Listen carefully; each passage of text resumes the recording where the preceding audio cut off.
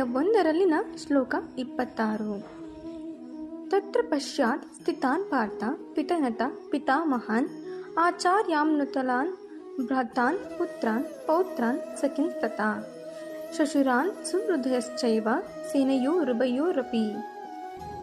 ಈ ಶ್ಲೋಕದ ಪ್ರತಿ ಪದದ ಅರ್ಥ: ತತ್ರ ಅಲ್ಲಿ, ಅಪಶ್ಯತ್ ನೋಡಿದನು, ಸ್ಥಿತಾನ್ ನಿಂತಿರುವ, ಪಾರ್ಥ ಅರ್ಜುನನು, ಪಿತೃನ್ ಪಿತೃಗಳನ್ನು, ಅತ ಕೂಡ, ಪಿತಾಮಹಾನ್ ಪಿತಾಮಹರನ್ನು, ಆಚಾರ್ಯನ್ ಆಚಾರ್ಯರನ್ನು, ಮಾತುಲಾನ್ ಸೋದರ ಮಾವಂದಿರನ್ನು, ಭ್ರಾತಾನ್ ಸೋದರರನ್ನು, ಪುತ್ರಾನ್ ಮಕ್ಕಳನ್ನು, ಪೌತ್ರಾನ್ ಮೊಮ್ಮಕ್ಕಳನ್ನು, ಸಖಿನ್ ಸ್ನೇಹಿತರನ್ನು, ತಥಾ ಕೂಡ, ಶ್ವಶುರಾನ್ ಮಾವಂದಿರನ್ನು, ಸುಹೃದ ಹಿತೈಷಿಗಳನ್ನು, ಚ ಸಹ ಏವ ಖಂಡಿತವಾಗಿಯೂ, ಸೇನೆಯು ಸೈನ್ಯಗಳಲ್ಲಿ, ಉಭಯೋ ಎರಡೂ ಪಕ್ಷಗಳ, ಅಪಿ ಸೇರಿದಂತೆ.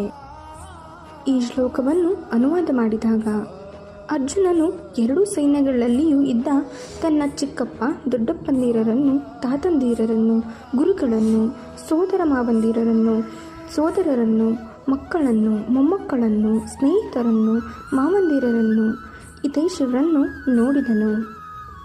ಈ ಶ್ಲೋಕದಲ್ಲಿ ಇರುವ ಹಾಗೆ ಕೃಷ್ಣನು ರಥವನ್ನು ಅರ್ಜುನನ ಆತ್ಮೀಯ ಬಂಧುಗಳ ಎದುರು ನಿಲ್ಲಿಸಿದ್ದರಿಂದ ಅಲ್ಲಿ ನೆರೆದ ಎಲ್ಲರನ್ನೂ ಅರ್ಜುನ ನೋಡುತ್ತಾನೆ. ಇಷ್ಟು ಹೊತ್ತು ಜಂಬದ ಮಾತನಾಡಿದ ಅರ್ಜುನನಿಗೆ ಈಗ ತನ್ನೆದುರಿಗೆ ನಿಂತ ತಂದೆ ಸಮಾನರು, ಅಜ್ಜಂದಿರು, ವಿದ್ಯೆ ಕೊಟ್ಟ ಆಚಾರ್ಯರು, ಸೋದರ ಮಾವಂದಿರು, ಅಣ್ಣ ತಮ್ಮಂದಿರು, ಮಕ್ಕಳು, ಮೊಮ್ಮಕ್ಕಳು, ಸ್ನೇಹ ಸಂಗಾತಿಗಳು, ಮಾವಂದಿರು, ಹಿತೈಷಿಗಳು ಎಲ್ಲರೂ ಎರಡೂ ಕಡೆಗಳಿಂದ ಕಾಣಿಸುತ್ತಾರೆ. ಎಚ್ಚರದಿಂದ ಈ ಶ್ಲೋಕವನ್ನು ಗಮನಿಸಿದರೆ ಅರ್ಜುನನಿಗೆ ಅಲ್ಲಿ ಕಾಣಿಸಿದ್ದು ಕೇವಲ ಗುರು ಹಿರಿಯರು, ಬಂಧುಗಳು ಮತ್ತು ಆತ್ಮೀಯರು. ಇಲ್ಲಿ ಆತನಿಗೆ ಬಂಧುಗಳ ಪ್ರೇಮ ಎಚ್ಚರಾಗಿರುವುದು ಸ್ಪಷ್ಟವಾಗಿ ಕಾಣುತ್ತದೆ.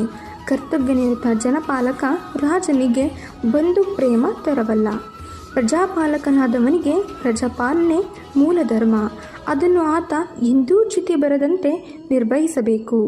ಈ ರೀತಿ ಕಾರ್ಯನಿರ್ವಹಿಸುತ್ತಿರುವಾಗ ನನ್ನ ಬಂಧುಗಳು ನನ್ನ ಪರಿವಾರ ಎಂದು ಯಾವ ತಾರತಮ್ಯ ಮಾಡುವಂತಿಲ್ಲ.